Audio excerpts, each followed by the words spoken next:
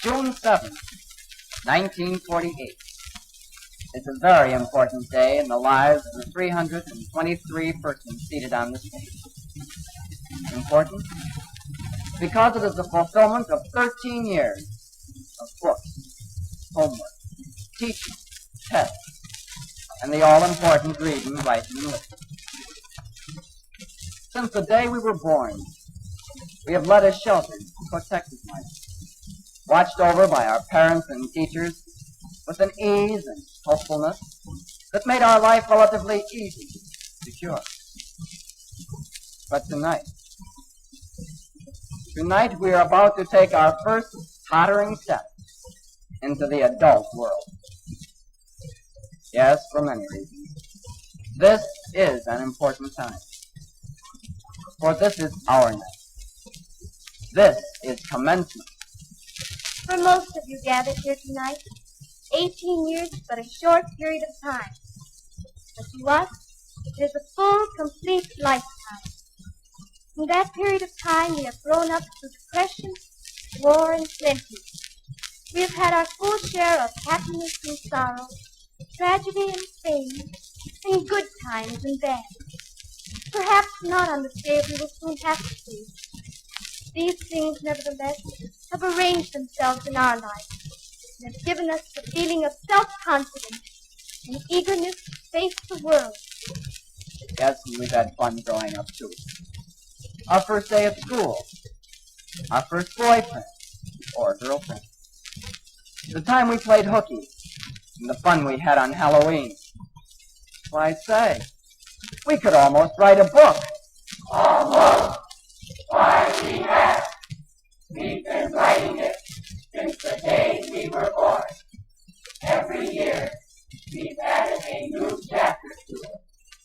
And tonight, we write the last page of Volume 1. It all began in 1930. There's the headline, Greg. Extra, extra, read all about it.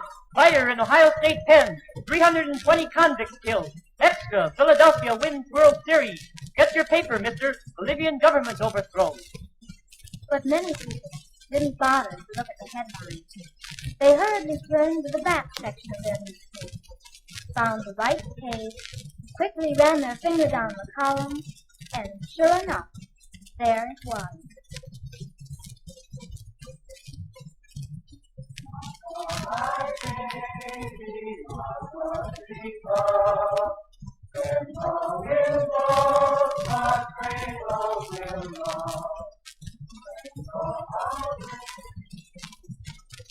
Mr. and Mrs. James Smith, born. Mr. and Mrs. Carl Brown, girls. We were born. How proud our parents were. Dad threw out his chest and passed out cigars, and Mother wasn't saying much, but was every bit as proud. Yes, we were born.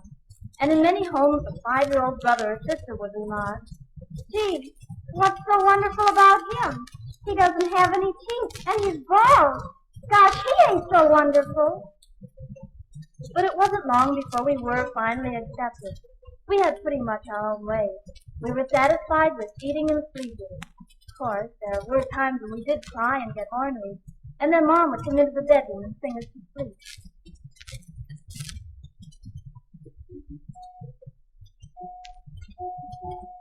Lullaby and good night, with best night, but angels are here, so sleep without fear, before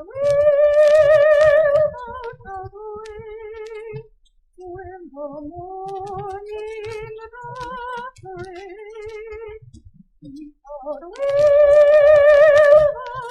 away, when the morning doth high and good night, oh, tonight,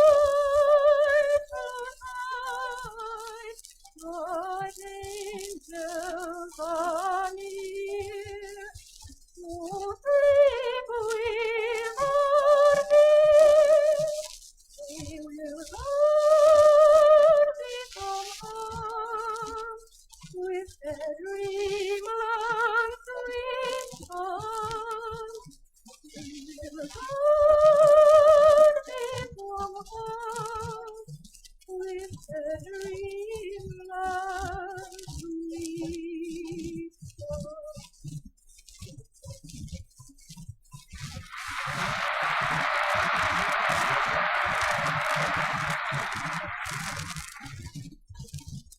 But there was one dark cloud during that period of life, one that hangs over us this very day on the wall of our front room.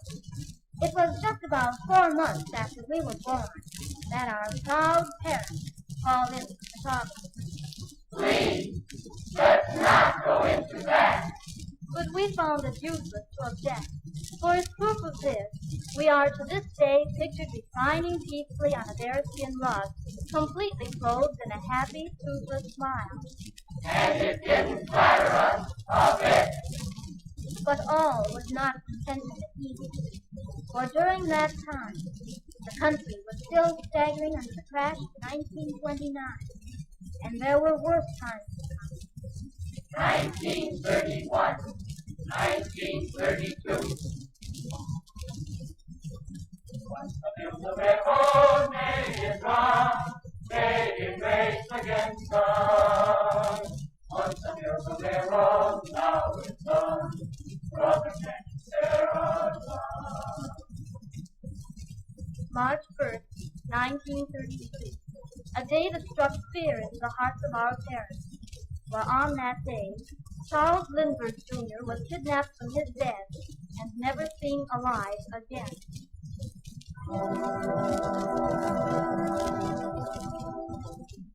And our parents uttered a prayer. Please, God, find the baby safe and alive. Keep our children safe, too.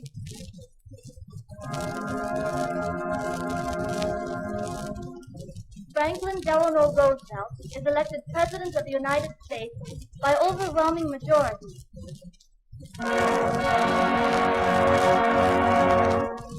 1933. Across the ocean, a little mustached man by the name of Adolf Schicklgruber became Chancellor of Germany, and on March 5th, he received absolute power. But our own leader, calm, troubled, and hard-pressed, by simply asserting that we have nothing to fear but fear itself. Nothing to fear but fear itself. And what about us? How did all this somber news affect us, as growing boys and girls at the gay age of 3? We didn't let it bother us. We were making our first friends and playing our first game, building blockhouses and having playmates over for tea parties. No, we couldn't be bothered with unimportant things. We were happy and content, just as we were. But all of this carefree life was soon to end because we were soon to embark on something new and frightening.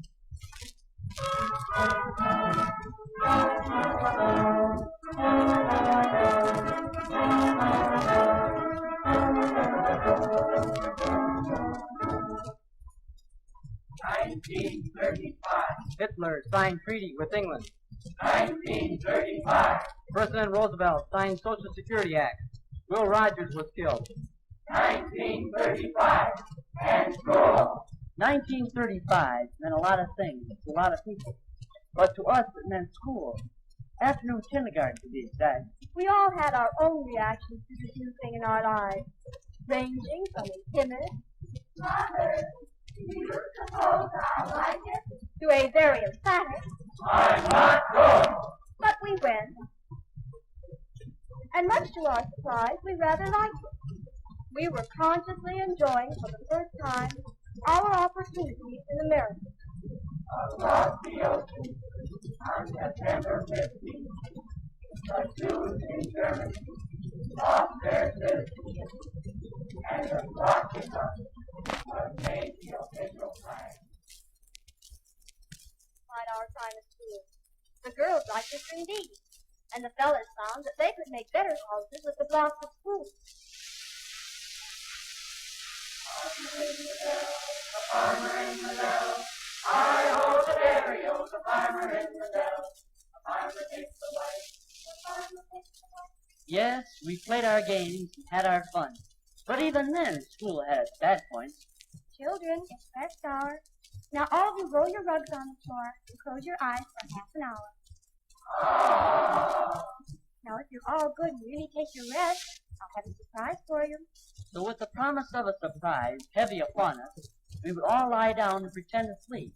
When the time finally dragged by, we'd be up on our feet and raring to go. Now it's time for our orchestra.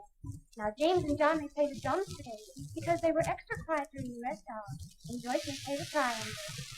That was a big moment in our life. The teacher would choose the leaders and the drummers for our kindergarten band. How proud we were if we were chosen to play the drums. All right, children, when I say 3, we will begin the Stars and Stripes forever. Ready now? 1, 2, 3.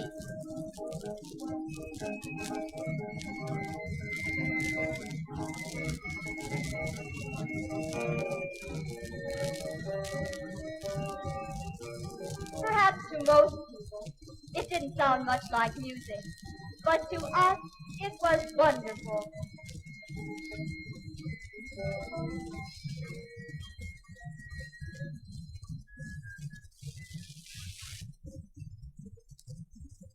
That was fine, children, simply fine.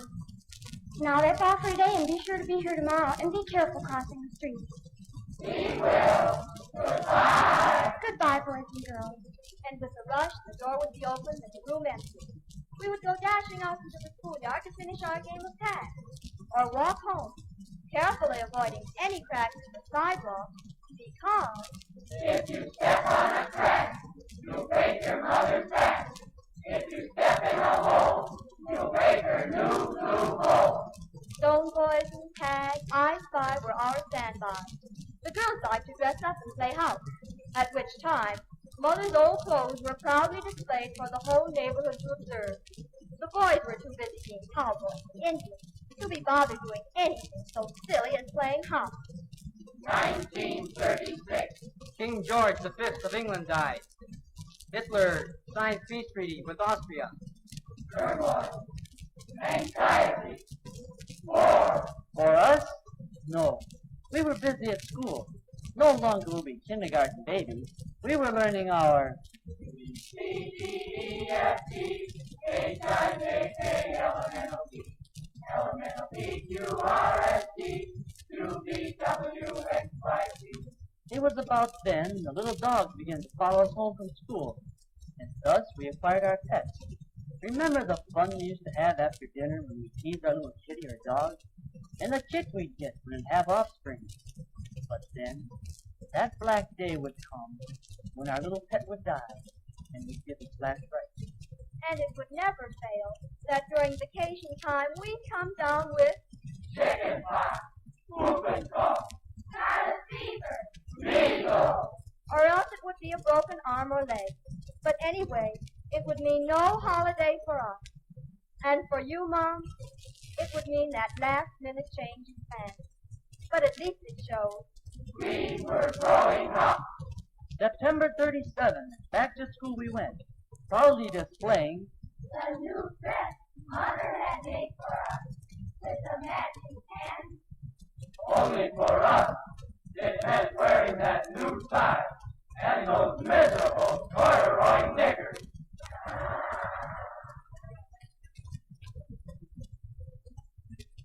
Don't forget to wash behind your ears, son. And please try and remember to hang up your pajamas before you go to school. And this time use the soap to wash your hands, not the towel. And here, let Mother see. Oh, Mother's little man looks so sweet in his new knickers. Don't forget your garters. I don't want your socks down around your ankles. Be good now and mind your teeth. After we had gone, Mom would go to the bedroom, and proudly dangling from the doorknob, there would be Our